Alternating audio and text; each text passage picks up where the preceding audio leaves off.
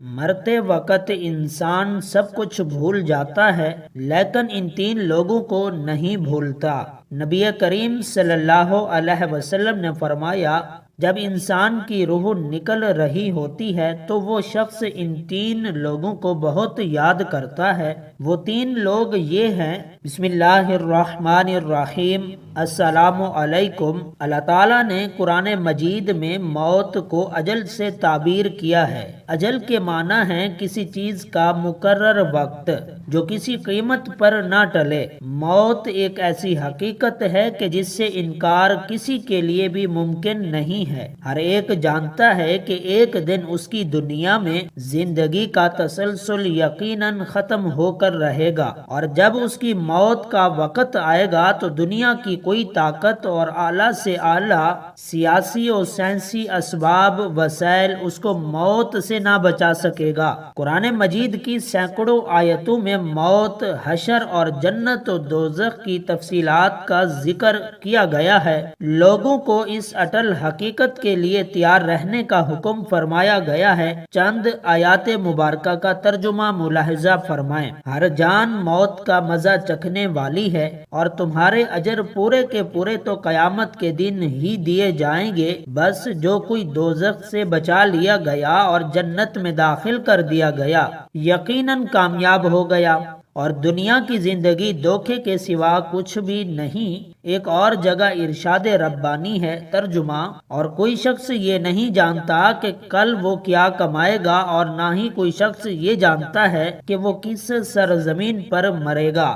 بے شک اللہ تعالیٰ خوب جاننے والا ہے۔ تو تم جہاں کہیں بھی ہو، موت تمہیں آ پکڑے گی، اگرچہ تم مضبوط قلعوں میں ہی داخل کیوں نہ پناہ لے لو۔ پھر جب ان کا مقررہ وقت آ پہنچتا ہے تو وہ نہ ایک گھڑی پیچھے ہو سکتے ہیں اور نہ ہی ایک گھڑی آگے بڑھ سکتے ہیں۔ اور تم اس مال میں سے جو ہم نے تمہیں عطا کیا ہے اللہ کی راہ میں خرچ کرو، قبل اس کے کہ تم میں سے کسی کو موت آ جائے، پھر وہ کہنے لگے، اے میرے رب، تو نے مجھے تھوڑی مدت تک کی مہلت اور کیوں نہ دے دی کہ میں صدقہ و خیرات کر لیتا اور نیکوکاروں میں سے شامل ہو جاتا۔ اور اللہ ہرگز کسی شخص کو مہلت نہیں دیتا جب اس کی موت کا وقت آ جاتا ہے، اور اللہ ان کاموں سے خوب آگاہ ہے جو تم کرتے ہو۔ یہاں تک کہ جب ان میں سے کسی کو موت آ جائے گی تو وہ کہیں گے، اے میرے رب، مجھے دنیا میں واپس بھیج دے تاکہ میں اس دنیا میں کچھ نیک عمل کر لوں جسے میں چھوڑ آیا ہوں۔ ہرگز نہیں، یہ وہ بات ہے جسے وہ بطور حسرت کہہ رہا ہوگا، اور ان کے آگے اس دن تک ایک پردہ حائل ہے جس دن وہ قبر سے اٹھائے جائیں گے۔ لیکن اس کے مقابل یہ بھی ایک بڑی حقیقت ہے کہ موت پر جتنا زیادہ یقین ہے اتنا ہی لوگوں میں اس سے غفلت اور عدم توجہ پائی جاتی ہے، حتیٰ کہ مجلسوں میں موت کا ذکر تک ناپسند کیا جاتا ہے۔ یہ غفلت ایمانی تقاضے کے بالکل برخلاف ہے۔ مومن کی شان یہی ہے کہ وہ کثرت سے موت کو یاد کیا کرے، اور جہاں تک ممکن ہو آخرت کی تیاری کے لیے ہر وقت فکر مند رہنا چاہیے۔ قرآن مجید کی سینکڑوں آیتوں میں موت، حشر، جنت و دوزخ کی تفصیلات کا ذکر کیا گیا ہے، اور انبیاء کرام کی بعثت کا اہم ترین مقصد بھی یہ تھا کہ انسان کو اس کے اصلی اور دائمی وطن سے آگاہ کر کے وہاں کی دائمی نعمتوں کا اسے مستحق بنا دیا جائے۔ اس حوالے سے چند احادیث مبارکہ ملاحظہ فرمائیں۔ حضرت ابو ہریرہ رضی اللہ تعالیٰ عنہ سے روایت ہے کہ رسول اکرم صلی اللہ علیہ وسلم نے فرمایا، خوف کو ختم کرنے والی چیز یعنی موت کو زیادہ یاد کیا کرو۔ حضرت ابو موسیٰ رضی اللہ تعالیٰ عنہ حضور نبی اکرم صلی اللہ علیہ وسلم سے روایت کرتے ہیں کہ آپ صلی اللہ علیہ وسلم نے فرمایا، جو اللہ تعالیٰ سے ملاقات کو پسند کرتا ہے اللہ تعالیٰ بھی اس سے ملاقات کو پسند فرماتا ہے، اور جو اللہ تعالیٰ سے ملنا ناپسند کرتا ہے اللہ تعالیٰ بھی اس سے ملنا ناپسند فرماتا ہے۔ یہ حدیث متفق علیہ ہے۔ حضرت ابی بن کعب رضی اللہ تعالیٰ عنہ سے روایت ہے کہ جب رات کا تہائی حصہ گزر جاتا تو حضور نبی کریم صلی اللہ علیہ وسلم اٹھ کھڑے ہوتے اور فرماتے، اے لوگو اللہ تعالیٰ کو یاد کرو، اے لوگو اللہ تعالیٰ کو یاد کرو، قیامت کا پہلا نفخہ آ چکا، دوسرا نفخہ اس کے تابع ہوگا۔ موت اپنی ہولناکیوں سمیت آ پہنچی، موت اپنی سختیوں سمیت آ چکی۔ رسول اکرم صلی اللہ علیہ وسلم نے فرمایا، دنیا میں اس طرح رہو جیسے تم ایک راہ چلتے مسافر ہو یا کسی منزل کے رائی۔ حضرت عبداللہ بن عمر رضی اللہ تعالی عنہ کہا کرتے تھے، جب شام ہو جائے تو صبح کا انتظار نہ کرو، اور جب صبح اٹھ جاؤ تو شام کا انتظار نہ کرو، اور بیماری سے پہلے صحت کو اور موت سے پہلے زندگی کو غنیمت سمجھو۔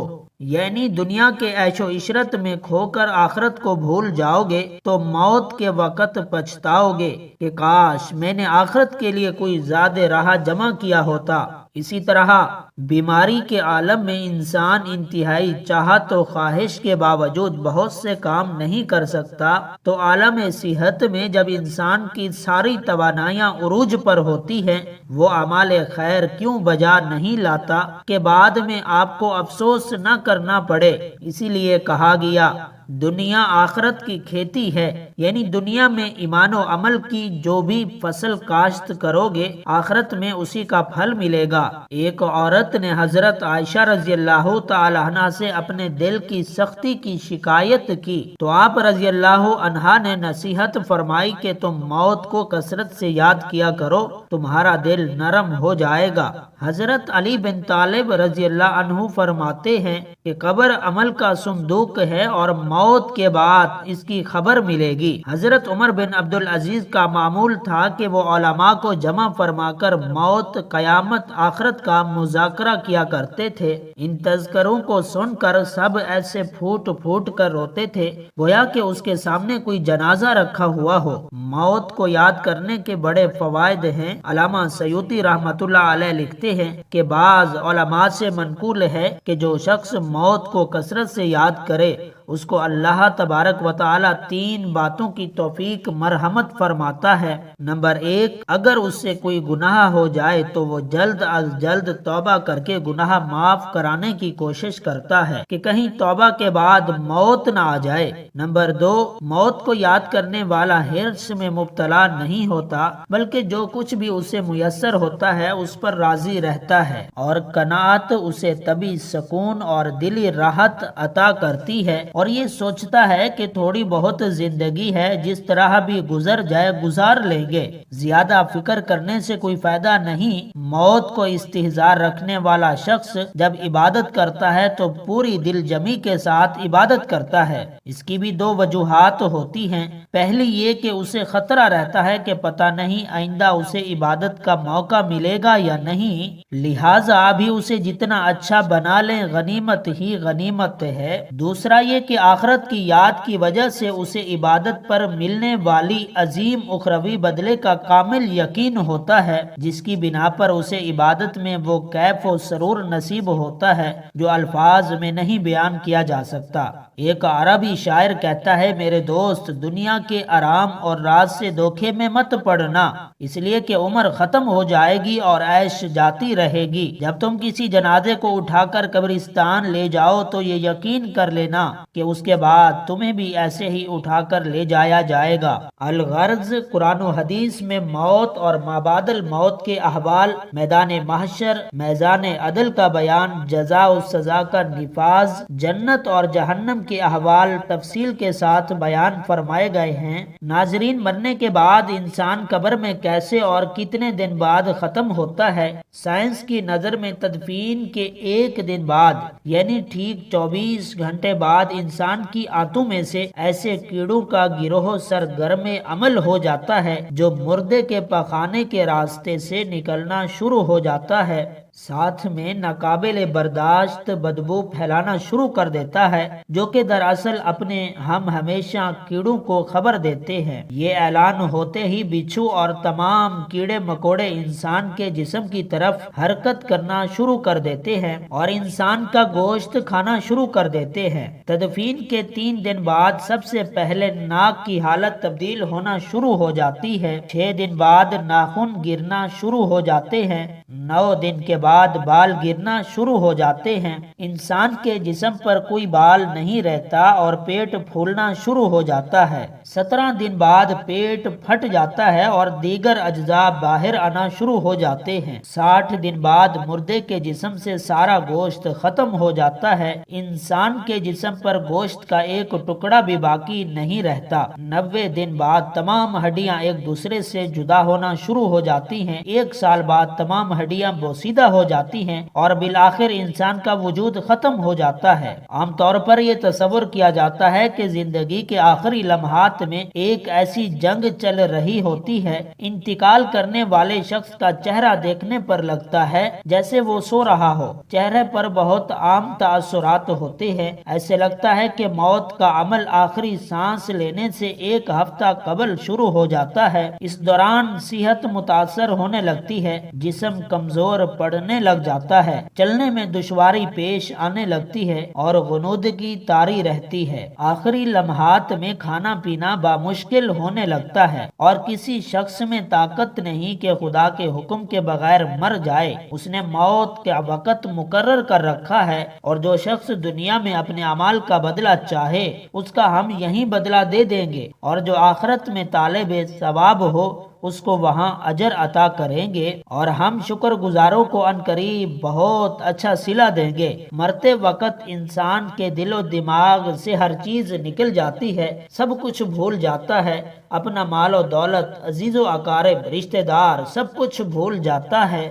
مگر مرتے وقت انسان 2 لوگوں کو بہت زیادہ یاد کرتا ہے۔ 2 لوگ ہرگز نہیں بھولتا، ان کے غم میں رونے کی کوشش کرتا ہے مگر رو نہیں پاتا۔ حضرت مولانا جلال الدین رومی رحمۃ اللہ علیہ فرماتے ہیں، میرے محلے میں ایک شخص زندگی اور موت کی جنگ لڑ رہا تھا، مرنے والا تھا، یعنی موت کے بالکل قریب تھا۔ لوگ میرے پاس آئے، بولے حضرت ہمارا ایک شخص مرنے والا ہے، آپ آئیں انہیں کلمہ پڑھنے کی تلقین کریں، قرآن پڑھنے کی تلقین کریں۔ حضرت مولانا جلال الدین رومی رحمۃ اللہ علیہ فرماتے ہیں، میں اس مرنے والے کے پاس پہنچ گیا، اس کے قریب بیٹھ گیا، اس کے پاس میں اس کے قریبی رشتہ دار، عزیز و اقارب بیٹھے ہوئے تھے۔ اس مرنے والے کی آنکھیں چھت پہ ٹکی ہوئی تھیں۔ اللہ نے اسے بولنے کی توفیق دی تو وہ رو کر کہنے لگا، میرے بچے کہاں ہیں؟ اس کو نہ کمایا ہوا مال یاد آیا، نہ دولت یاد آئی، نہ عزیز و اقارب یاد آئے، یہاں تک کہ اسے ماں باپ بھی یاد نہ آئے، بس وہ کہتا میرے بچے کہاں ہیں؟ بچے دوڑ کر آئے، ساتھ میں بیٹھ گئے، پھر کہتا ہے میری بیوی کہاں ہے؟ بیوی دوڑ کر آئی اور ساتھ بیٹھ گئی، پھر کہنے لگا تمہیں دیکھ کے میرا دل رو رہا ہے، سوچ رہا ہوں کہ میرے مر جانے کے بعد میرے بچوں کا کیا بنے گا۔ انسان جب مرتے وقت بچوں کو دیکھتا ہے، اللہ تعالیٰ جب اسے دیکھنے کی توفیق دیتا ہے، ہمت دیتا ہے، جب آخری بار بچوں کو دیکھتا ہے تو وہ بھول جاتا ہے کہ میرے مرنے کے بعد میرا کیا بنے گا، بلکہ یہ سوچتا ہے کہ میرے مرنے کے بعد میری اولاد کا کیا بنے گا، میرے مرنے کے بعد پتہ نہیں میرے ان بچوں کا میری طرح کوئی خیال بھی رکھے گا یا نہیں۔ اس کی آنکھیں رو رہی تھیں۔ بیوی کو نصیحت کرنے لگا، میں تو دنیا چھوڑ کے جا رہا ہوں، مجھ پہ ایک احسان کیجئے گا کہ میرے ان بچوں کو قرآن مجید کی تعلیم لازمی دیجئے گا، ان کے منہ سے نکلنے والا اللہ کا کلام میری قبر کو روشن کر دے گا، مجھے جہنم کی آگ سے اللہ کے عذاب سے دور کر دے گا، ان کو دین کی تعلیم دینا۔ ایک دفعہ حضرت سیدنا موسیٰ علیہ السلام کا ایک قبرستان سے گزر ہوا۔ آپ علیہ السلام نے دیکھا قبرستان کی ایک قبر کے اندر مردے کو دردناک عذاب دیا جا رہا ہے، مردہ عذاب میں مبتلا ہے، اس کی قبر جہنم کے گڑھوں میں سے ایک گڑھا بنی ہوئی ہے، مردہ عذاب میں مبتلا چیخ و پکار کر رہا ہے۔ حضرت موسیٰ علیہ السلام آگے چلے گئے۔ کام کرنے کے بعد واپسی جب اسی راستے سے گزر ہوا تو آپ نے دیکھا کہ وہی جہنم میں جلنے والا شخص جسے قبر میں عذاب دیا جا رہا تھا، اب وہ شخص جنت میں ٹہل رہا ہے، اس کی قبر جنت کا باغ بنی ہوئی ہے۔ آپ علیہ السلام نے دونوں ہاتھ اٹھائے، عرض کی اے میرے مالک، تھوڑی دیر پہلے میں یہاں سے گزرا، یہی قبر جہنم کے گڑھوں میں سے ایک گڑھا بنی ہوئی تھی، پھر تھوڑی دیر کے بعد یہ جنت کے باغوں میں سے ایک باغ کیسے بن گئی؟ اللہ تعالیٰ نے فرمایا اے موسیٰ، یہ شخص جب مرا تھا مرنے سے پہلے اپنی بیوی کو حاملہ چھوڑ کے مرا تھا۔ بیوی کا ایک بیٹا پیدا ہوا، بچہ آج تھوڑا سا بڑا ہوا، اس کی بیوی نے بچے کو مسجد میں بھیجا۔ معلم صاحب نے اس کے بچے کو بسم اللہ الرحمن الرحیم پڑھائی۔ جب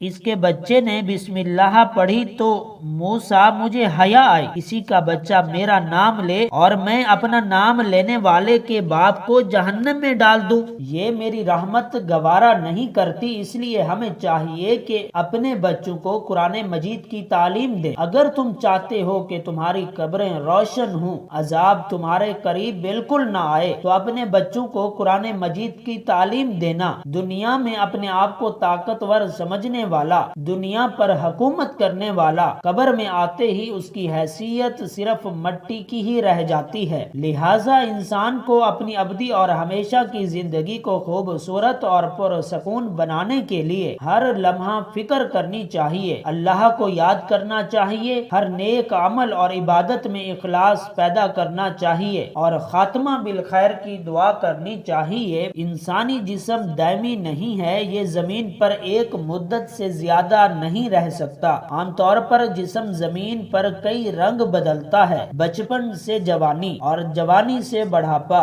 یہ تمام علامات جسم کے پل پل کی موت کی طرف بڑھنے کی خبر دیتے ہیں کہ وقت بہت قریب آ گیا ہے۔ ایسے موقع پر محبت کرنے والوں کو چاہیے کہ وہ جسم کو تنگ نہ کریں اور اسے کوئی ذہنی یا جسمانی تکلیف نہ پہنچائیں، تاکہ روح کے جسم سے جدا ہونے کا یہ عمل آسان ہو جائے۔ ناظرین، اللہ تعالیٰ سے دعا ہے کہ اللہ ہم سب کو نیک عمل کرنے کی توفیق عطا فرمائے اور ہمارا خاتمہ ایمان پر فرمائے، آمین یا رب العالمین۔ ناظرین، ویڈیو اچھی لگی ہو تو ویڈیو کو لائک کریں، شیئر کریں، چینل کو سبسکرائب کریں اور کمنٹ باکس میں اللہ تعالیٰ کے 99 ناموں میں سے کوئی ایک نام ضرور ٹائپ کریں۔ والسلام۔